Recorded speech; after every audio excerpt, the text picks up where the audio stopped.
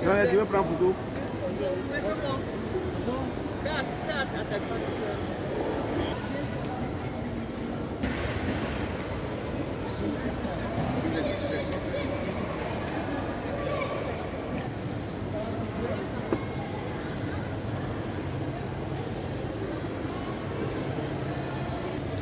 நாங்கள் இப்போ பார்த்து கொண்டிருக்கிறது 1972ஆம் ஆண்டு ஃப்ரான்ஸில் கண்டுபிடிக்கப்பட்ட கார்.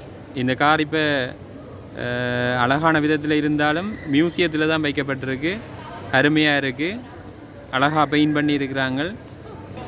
கிட்டத்தட்ட 100 அல்லது 150 வருஷங்களுக்கு முன்னுக்கு வடிவமைக்கப்பட்ட ஒரு ஹெலிகாப்டர் தான் நாங்கள் பார்த்து கொண்டிருக்கிறோம். இங்கே காட்சிக்காக வைக்கப்பட்டிருக்குது. ஏற்கனவே இது நல்லா பறந்துருக்குமென்று தான் நினைக்கிறேன். உள்ளுக்கு சீட்டெல்லாம் நல்லா அழகாக இருக்குது. மேலே பார்த்தீங்கன்னா அந்த ஃபேன்.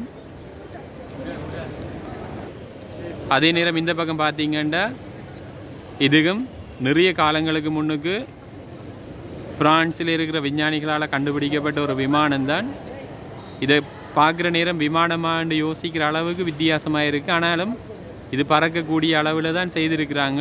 நல்ல அழகாக இருக்குது. கீழே இந்த காரை பார்க்குறோம். 100 அல்லது 150 வருடங்களுக்கு முன்பு பிரான்ஸ் அரசாங்கத்தால் பயன்படுத்தப்பட்ட ஹெலிகாப்டரை நாங்கள் இப்போ பார்க்குறோம். அதன் முழுமையான தோற்றத்தை தான் இப்போ வடிவாக பார்க்கக்கூடிய மாதிரி இருக்குது.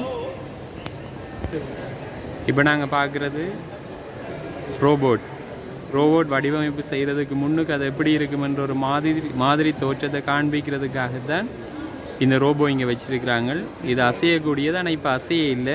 என்ன காரணம்னு தெரியல. இப்போ அசையுது. இதுதான் அதோட செயற்பாடு.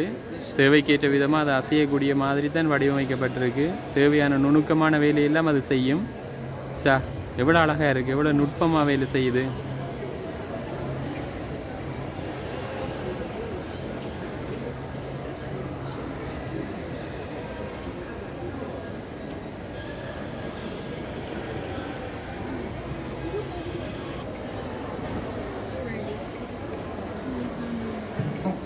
Marcher, il peut manipuler des objets très lourds, des outils. Quand il voit une scène, il est capable de l'analyser et puis faire toute une séquence de manipulation de reposer. இப்போ நாங்கள் பார்த்து கொண்டிருக்கிறது ஃப்ரான்ஸால் நாசாக்கு அனுப்பப்படுற, அதாவது விண்வெளிக்கு சந்திரனுக்கு அனுப்பப்படுற ஒரு ராக்கெட்டை தான் பார்க்க போகிறோம். இப்போ இந்த ராக்கெட்டின் உள்ளுக்கு நாங்கள் போக போகிறோம்.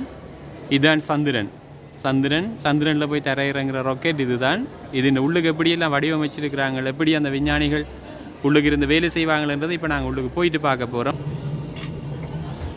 இதுதான் உள்ளுக்குள்ள தோற்றம். விஞ்ஞானிகள் இங்கே இருந்து தான் சந்திரன் ஆராய்ச்சி செய்வார்கள்.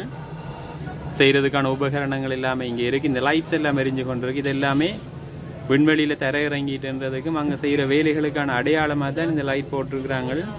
இந்த பிரிவு இருந்து ஒவ்வொரு விஷயங்களையும் வழிநடத்துகிறதுக்கான பிரிவு இங்கே தான் இயங்கும். இங்கே இருந்து விஞ்ஞானிகள் சந்திரனை எப்படி கிட்ட போய் பார்ப்பாங்கன்றது தான் இந்த தோற்றம் காட்டுது. இதுதான் சந்திரனில் போயிட்டு தரையிறங்கி இருக்கிற ராக்கெட். விஞ்ஞானிகள் சந்திரனுக்கு பக்கத்தை போய் அதை தொட்டு பார்க்குற அளவு தூரத்துக்கு கிட்ட போகிறாங்க.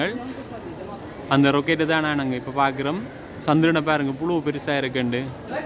இப்போ நாங்கள் பார்க்குறது சந்திரனுக்குள்ளே எப்படி இருக்குமென்ற உள் தோற்றத்தை தான். விஞ்ஞானிகள் அந்த சேட்டலைட்டில் வந்து இறங்கி சந்திரனுக்குள்ளே நடமாடைக்கு எடுத்த ஃபோட்டோஸ் தான் இது. சந்திரனுக்குள்ளே எப்படி இருக்குமென்றதை நேரடியாக இங்கே காட்டியிருக்கிறாங்க.